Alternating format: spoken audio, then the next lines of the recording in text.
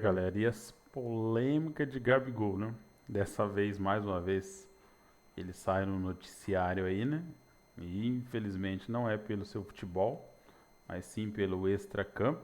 Dessa vez ele veio para rebater, né? O Roger Flores, que falou dele ali no Sport TV sobre, né, algumas coisas. Fez uma análise, né, do Gabigol mas a grande verdade é que faz muito tempo que o Gabigol não joga, né? A gente que é rubro-negro, né, lembra do Gabigol nas noites mágicas, chega a dar tristeza. Parece que o homem desaprendeu a jogar bola. Mas vamos direto ao assunto e vamos ver essa polêmica aí. Nos 3 jogos já de Gabigol e Dudu Barrados, o que aconteceu com cada um deles? Como o Henrique já estava falando, isso começa contra o São Paulo, os dois partem do banco, o Dudu vai entrar na partida. E aí, o Léo Jardim, depois do jogo, falou que era uma questão tática, pontual, sugerindo que contra o Bahia seria diferente. Poderia mudar. Nada, contra o Bahia, de novo os dois no banco. Atuação de gala do Christian, atuação de gala do Caio Jorge, e ele só entra quando já estava 3-0, ou seja, um recado claro, vocês só jogam com o jogo decidido. E aí o Gabigol teve uma missão mais difícil nesse domingo, e o Dudu também, que foi entrar para buscar um placar que estava negativo, e no meu entendimento nenhum dos dois conseguiu demonstrar para o Leonardo Jardim que ele estava errado, que eles têm que jogar, porque eles não conseguiram melhorar o time. O Dudu até entrou legal contra o São Paulo, participou legal e tal, mas na soma dos 3 jogos, assim, eu acho que foi a consolidação da ideia de que os dois nesse momento são banco mesmo. E até para complementar, quando o Leonardo Jardim tomou a decisão de comunicar ao time que treinaria diferente, aplicaria um time diferente contra o São Paulo, quando barrou esses jogadores, tinha um tom de ultimato naquilo ali. Se o time não virar essa semana com essa tentativa que eu vou fazer, talvez eu não seja o cara para estar aqui. Ele falou isso na coletiva. Mas a informação é que internamente também, talvez o Leonardo Jardim pedisse para sair do Cruzeiro. Porque ele sentia que ali não estava tendo respaldo do grupo, de alguma forma, e as mudanças não estavam surtindo efeito. A boa notícia é que surtiu um enorme efeito. Que a gente sabe que o Pedro Lourenço, que é o proprietário da SAF do Cruzeiro, adora o Leonardo Jardim, pessoalmente, e o trabalho dele, e confia muito nessa mudança de agora para reagir o time. Tem um problema. Na quinta ele não vai usar o time que ele vem usando, porque ele já indicou que vai rodar jogadores por uma questão física. E aí pode ser que Dudu e Gabigol reapareçam na equipe. O torcedor do Cruzeiro espera que eles joguem bem para criar dúvida. Mas pro jogo seguinte contra o Vasco, no Brasileiro, a manutenção é o ideal do time que jogou bem nos últimos 3. Jogou 2 bons jogos, um muito bom contra o Bahia. Ou esses caras vão retomar espaço, mesmo que na quinta-feira joguem bem, pelo tamanho que tem, pela importância das contratações. Então, um dilema, mas que me parece muito claro. O Jardim parece ter encontrado um time e Gabigol e Dudu não estão nesse time. Como você está vendo essa situação, Roger, dos dois no banco? Na verdade, eu estava nessa expectativa. E tinha que ter alguma movimentação em relação a isso, né? Não dava para acumular resultados negativos, resultados vexatórios, e você não ter um posicionamento firme em relação a modificações.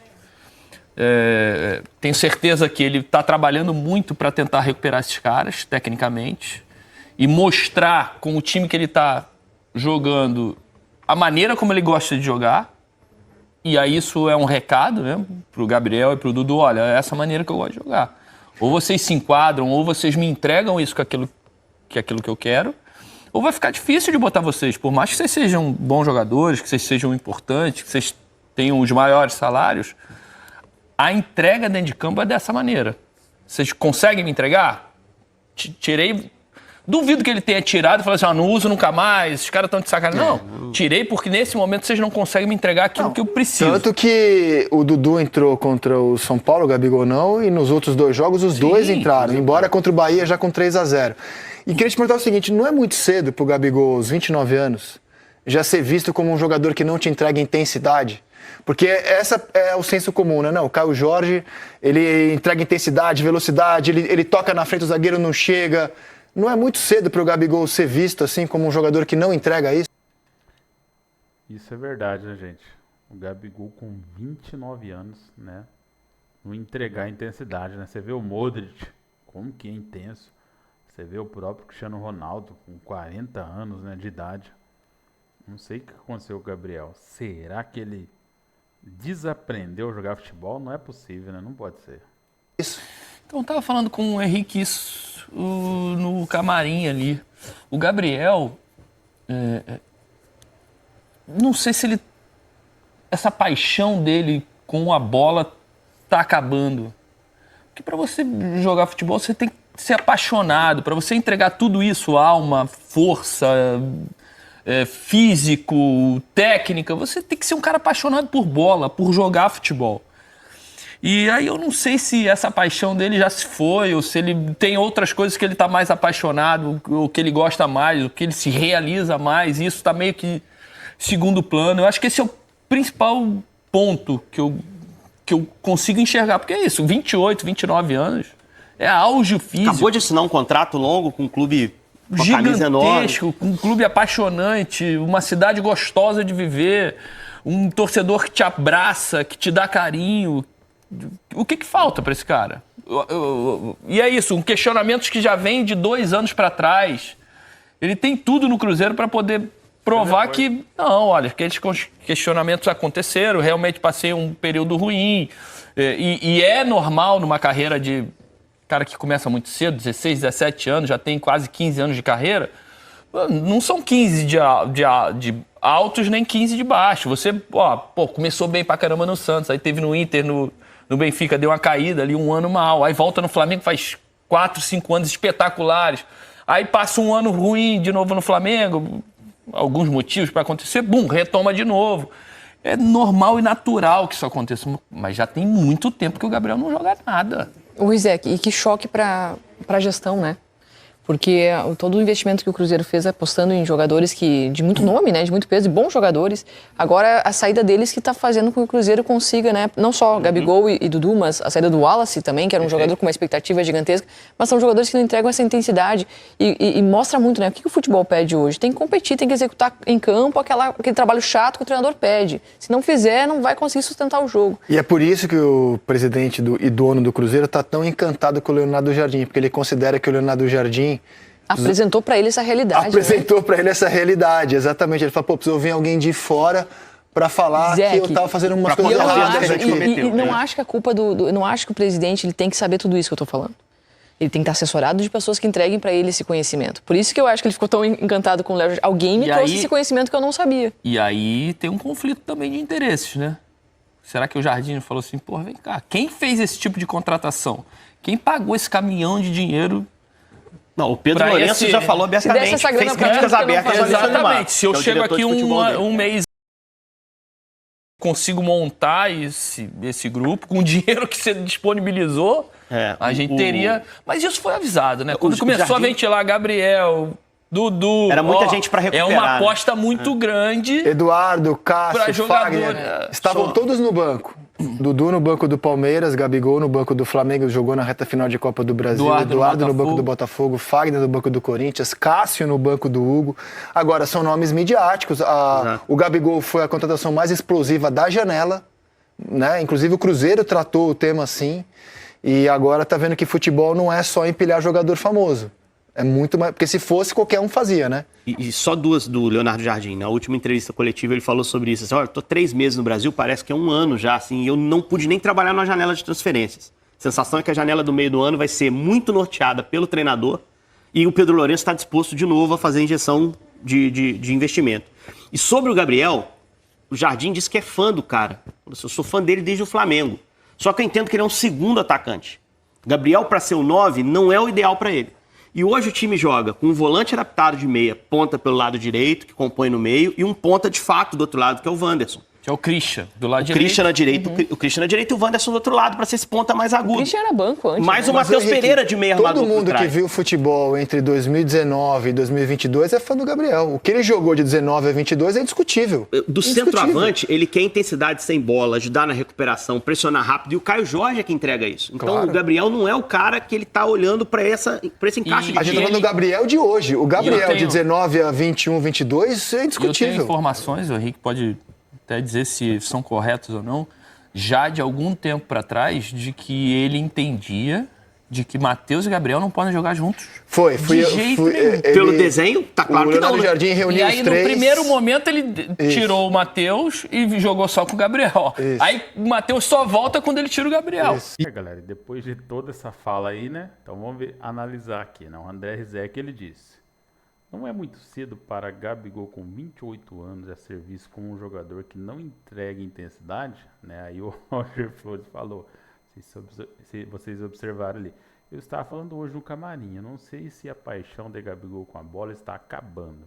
Para você jogar futebol, você tem que ser apaixonado por bola, por jogar futebol. E eu não sei se essa paixão dele já se foi, ou se está, ou se ele está mais apaixonado por outras coisas e o futebol está em segundo plano.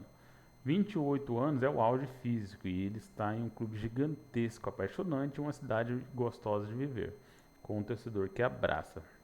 O que falta para esse cara? Né, o Roger Flores disse. Aí o Gabigol foi no Twitter, né? Agora o X, e respondeu: olha quem está falando sobre amor ao futebol. E qual era o apelido dele quando jogador, né? Muitos dizem que o apelido do Roger Flores era Chinelinho, né? Então, porque o Roger Flores também não era aqueles que tinha aquela paixão eterna pelo futebol, né? E o pau quebrando, né? Aí o Neto foi lá e defendeu o Gabigol, né? E disse, ironizando, né, o Roger Flores, e dispara: futebol é lugar de gente suja. O apresentador, né, exaltou ali a Celeste e o Gabigol. Vamos ver o que ele disse aqui. Disse Neto, né, abre aspas: me dá náusea, me dá ânsia de vômito. O futebol é de lugar de tanta gente suja. Vocês não têm ideia, gente. Vocês não têm ideia o quanto as pessoas são sujas no futebol. Iniciou o Neto durante a edição desta quarta-feira no programa Danos da Bola. E continuou, abre aspas: e o que eu fico ainda mais indignado é com ex-jogadores, a minha profissão, e que depois se tornam comentaristas e falam, e olha lá, era para ele cair mesmo, eu não sei o que, mas quando estavam lá não falavam, continuou. Neto então começou a falar da polêmica, né, sobre o Roger Flores nessa terça. O ex-comentarista, né, que passou pelo Cruzeiro durante a carreira, criticou o centroavante pela má fase. Abre aspas: eu estava falando hoje no camarim. Essa aqui é a fala do Roger Flores, né? Então o Neto meteu o pau ali e vamos continuar aqui. Gabigol não gostou da crítica e mandou um recado para Roger Flores sem citá-lo. Olha quem está falando sobre o amor ao futebol. E qual era o apelido dele quando jogava? Questionou o cruzeirense em publicação na rede social X nessa quarta-feira. Roger Flores era chamado de Chinelinho pelos críticos, por causa de muitas lesões durante a carreira. A alcunha foi citado por Neto durante o comentário. Ao Neto, abre aspas: você está de brincadeira, o tal do Roger Flores falar de Gabigol e não gosta de futebol? O cara é o maior artilheiro, né, o maior artilheiro da Copa Libertadores, e ele só é Roger, o maior artilheiro da Libertadores, né? Disse, ele só é, Roger, o maior artilheiro da Libertadores. E eu acho que ele deveria ir para a seleção. Hoje já não, porque caiu muito de produção. Hoje já não. Aí o cara que era Chinelinho, o Neto falando, né? E continuou. E eu, por exemplo, que fui um cara que não fui, sabe quantos títulos o Gabigol tem pelo Flamengo? 13. Bota os títulos do Roger Flores aí. Aí vem um comentarista de hoje para dar um de gostosão, um de gostoso. Irmão, o Gabigol é o maior artilheiro em atividade do Campeonato Brasileiro, com 114 gols. Aí vem o Roger Flores, que foi um chinelinho, um Campeonato Brasileiro, mineiro, um carioca, e o brasileiro, e ainda era para o Internacional ser campeão. Gabigol é nós, Gabigol. Gabigol em um ano é você. O Roger na sua carreira inteira, finalizou o Neto, dizendo que um ano do Gabigol equivale à carreira inteira do Roger Flores, né? Então é isso aí, pessoal. Essa foi a treta aí, né, do Roger Flores e Gabigol, e o Neto entrou pro meio aí, metendo pau em todo mundo. Mas na sua opinião, quem tá com a razão aí, né? Gabigol, Neto, Roger?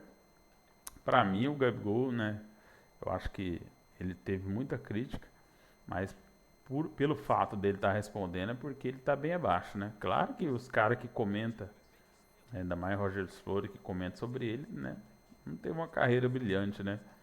Em questão de título, né? Gabigol, mesmo jogando mal, os anos que ele teve no Flamengo já equivale a muitos anos da carreira do Roger Flores, que nunca ganhou tanto que o Gabigol ganhou, né? Essa é a grande realidade. E na sua opinião, Gabigol vai retomar a melhor fase dele ou já era? Eu acho que aquela fase de 2019 ele não volta mais não.